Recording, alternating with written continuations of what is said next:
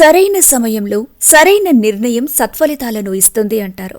ఇదే సూక్తి సంతానంలో కూడా వర్తిస్తుంది. పెళ్లై సంవత్సరంన్నర దాటినా సంతానం కలగకపోతే వెంటనే ఫర్టిలిటీ సెంటర్ ని సంప్రదిస్తే కేవలం IUI పద్ధతి ద్వారా తక్కువ ఖర్చుతో తక్కువ సమయంలో సంతానాన్ని పొందొచ్చు. నా ఏజ్ 25 years. ఎక్కడ తిరిగినా కాలేదు. మేడం దగ్గరకు వచ్చినాక IUI ట్రీట్మెంట్ని సజెస్ట్ చేసింది మేడము. సెకండ్ టైంకే నేను కన్సీవ్ అయ్యాను. IUIతోనే సెకండ్ టైంకి కన్సీవ్ అయ్యాను. చాలా హ్యాపీగా ఉంది. నాకు PCOD ఉంది, థైరాయిడ్ ఉంది. రెండోసారికి IUI సక్సెస్ అయింది. IUI చేయించుకున్నాక ప్రెగ్నెన్సీ కన్ఫర్మ్ అయింది. IVF కాదు, చిన్న పద్ధతి. చిన్నది. పిల్లలు లేని వాళ్ళందరూ ఇక్కడికి వచ్చి చూపించుకొని ఖచ్చితంగా అందరూ కన్సీవ్ అవుతారని నమ్మకం ఉంది.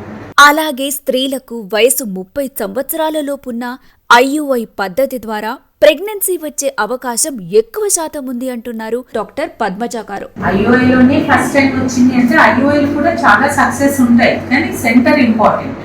అందరు వచ్చిన వాళ్ళందరికీ IVF చేసుకోవాలి, ఖర్చుతో కూడిన పని అని ఏమి ఉండదమ్మా. తక్కువ ఖర్చుతో కూడా అయ్యేది ఉంటుంది, కానీ తొందరగా రావాలి. నీ ఏజ్ ఎంత?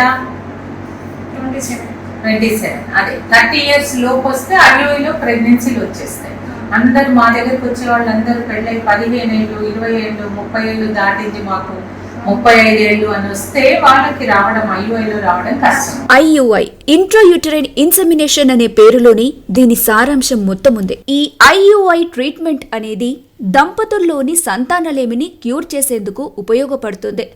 అది తక్కువ సమయంలో తక్కువ ఖర్చుతో ప్రెగ్నెన్సీ రావడంతో పాటు పుట్టిన పిల్లలు కూడా సాధారణ సంతానం కంటే కూడా మంచి మేధాశక్తితో ఎదుగుతారు అని చెప్పడంలో ఎలాంటి అతిశయోక్తి లేదు అని చెప్పొచ్చు.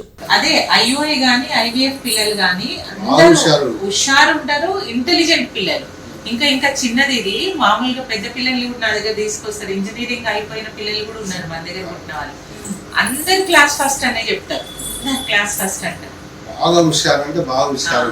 ఎగ్ స్పర్మ్ మంచిది చేస్తాం కాబట్టి, మనం మంచిగా వచ్చేలాగా మెడిసిన్ ఇస్తాం కాబట్టి మనకు మంచి తెలివిగల పిల్లలు పుడతారు. మీలో కూడా ఎవరైనా ఇలాంటి పరిస్థితుల్లో ఉన్నవారైతే ఇదే మీకు మంచి సమయం. వెంటనే సంప్రదించండి.